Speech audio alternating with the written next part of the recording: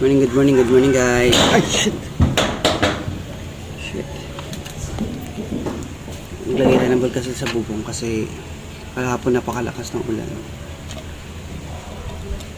Ilagay natin itong bulkasil dito. Tutok mo siya dito.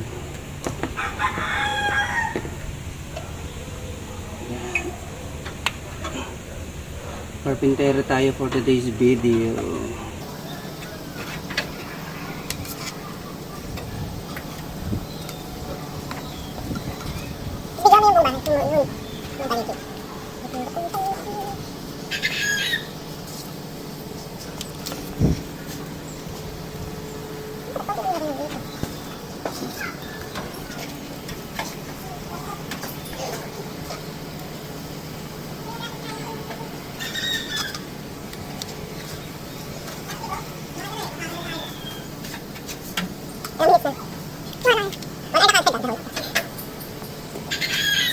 Morning mga kasari.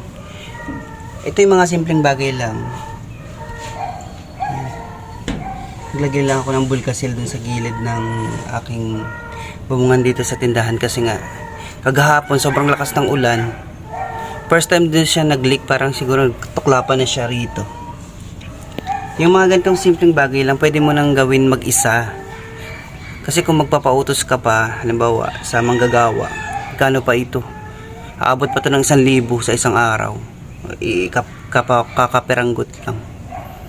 Ganun kasi dito kamahal sa amin. Kaya kung kaya mo mag-isa, gawin mo na mag-isa. Ito na yung finished product natin. Ayan, nakikita nyo, hanggang dulo yan para hindi na mag-leak talaga. Yun, okay lang yan kasi ano naman yan siya, double ano naman yan, walang problema dyan.